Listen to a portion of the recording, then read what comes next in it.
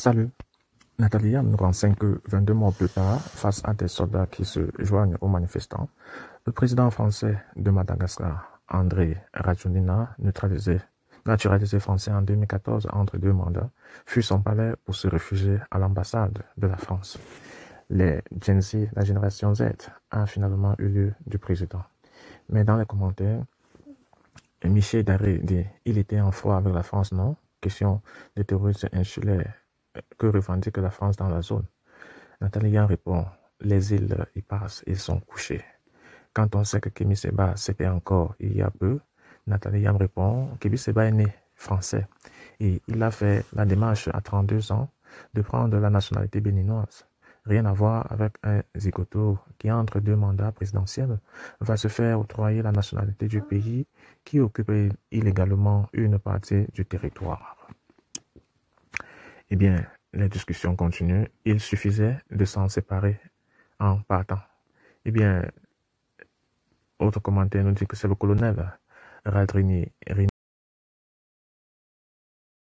Rina Michael, un ex-combattant du bataillon d'infanterie de Talira, appelé Tulier en français, la plus grande ville du sud de Madagascar. C'est lui qui a tourné la lutte pour aider le peuple malgache. Il a le soutien de l'armée. Eh bien, en Afrique, partout où il y a un problème, il y a le nom de la France. C'est hasard, hein? Il est sûr qu'on assiste à quelque chose d'historique. Je pense que les prochains sont le Cameroun, la Côte d'Ivoire, en cas de réélection. Et oui, la Côte d'Ivoire avec un président qui cherche son 4e mandat, et au Cameroun, un autre qui cherche son 8e, avec toutes les dérives qu'on peut observer ici et là. À sa décharge, le peuple malgache manifeste librement malgré quelques entraves pour réclamer leurs droits, ce qui n'est et ne sera jamais le cas dans les pays de l'AES que vous soutenez. La liberté d'expression et de manifester est bâillonnée dans l'AES. Courage aux malgaches. Eh bien, le malgache est dans une étape. À l'AES, c'est pas facile de décoloniser les mentalités. Le pas que le malgache vient de prendre, on en dirait les mêmes pour le Gabon ou encore pour le Tchad. Il y a cette phase populaire et ensuite maintenant la redynamisation que vous venez de condamner. Bon, c'est votre lecture quand même. Le français commence à comprendre pourquoi Macron était plébiscité par les banquiers. En fait, c'est un libérateur. Il a tellement flingué la francophonie avec son anglicisme approximatif et son rêve d'un nouvel ordre mondial qu'il offre une chance d'émancipation au dom-tom. C'est possible, hein? En 2009, les militaires du CAPSAT ont porté Rajoelina au pouvoir. En 2025, les militaires du CAPSAT se joignent aux opposants de Rajoelina. C'est drôle quand même, non? Comme quoi, c'est ton pied qui pèse ta propre chaussure. Selon Africa Intelligence, c'est plutôt une tentative de coup d'État qui a eu à Madagascar. Rajoelina se serait retranché non pas à l'ambassade de France, mais dans un bâtiment sécurisé avec sa garde rapprochée pour une contre-coup d'État. L'affaire est tout au moins à suivre. Quand le peuple est fatigué du système impérialiste et ses valets locaux, ça donne forcément une révolte populaire et ça amène à la chute du laquais au service de l'impérialisme. Vive le peuple africain, digne que les caniches France-Afrique dégagent. Malheureusement, on voit une armée qui lèche les bottes des politiciens, une armée politisée appelée à mourir au front, mais ne doit pas réclamer de salaire. Une armée qui voit des mercenaires payés à coups de millions là où eux peinent à toucher $150. L'abnégation, vous êtes tous les forts, les fonds, mais jamais ou rarement dans la politique camerounaise, Natalia. Et pourtant, Dieu seul sait que ce n'est qu'un simulacre de démocratie, mais le royaume de Biya, quel silence assourdissante. Eh bien, Natalia a déjà répondu à cette question-là plusieurs fois, mais ça revient. 65 ans que ce pays est indépendant. Alors lâchez-nous. Si c'est aujourd'hui l'un des pays les plus pauvres du monde, c'est d'abord la faute de ces élites qui, comme dans d'autres pays africains, ont eu une gestion calamiteuse de leur pays, de rien.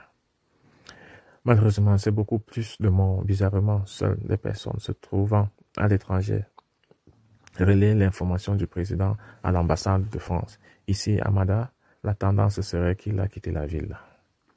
Aucune source ne confirme qu'il est à l'ambassade de France. Arrêtons les fakes.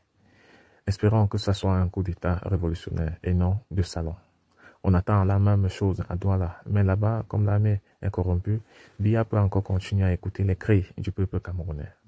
Selon d'autres médias, il aurait fui vers Mozambique. Cette hypothèse me semble plus probable. Bien sûr que le président se réfugie chez son président. Pendant ce temps, les Camerounais espèrent que Paul Biya partira gentiment. Le gars dit qu'il a encore plein de promesses dans son tiroir. Bel exemple pour la France. Macron pourrait se réfugier à l'ambassade de la Russie. Les Occidentaux voulaient transférer leurs juifs là-bas. Les Malgaches ont évité le pire. Y a-t-il un pays en dessous de la Méditerranée que la France n'aura pas déstabilisé politiquement? Sa nationalité n'a rien à voir dans cette affaire. Le vrai problème, c'est son incapacité à répondre aux attentes de la population.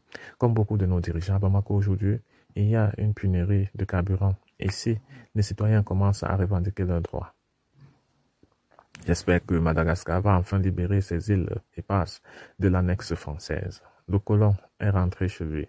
Nous espérons que les militaires qui prendront le pouvoir seront de la trempe de Traoré, Tiani ou Goïta, pas des imposteurs genre les légionnaires. Et voilà que l'information continue.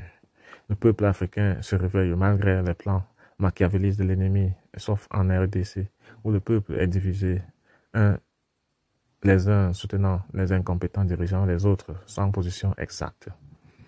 Comment comprendre que le Cameroun soit en peine, en pleine campagne électorale et qu'elle reste aussi silencieuse sur ce qui se passe? Toujours prête à bondir sur d'autres pays, mais jamais sur son pays. Voyez bien ces 10 dernières publications. Il n'y a rien sur ce pays-là. Pourquoi?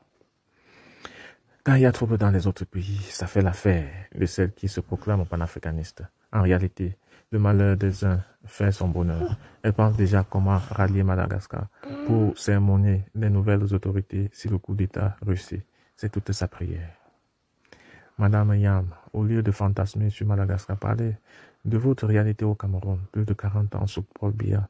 Le vrai courage, c'est de conscientiser vos frères et sœurs pour exiger l'alternance chez vous, pas détourner le regard ailleurs.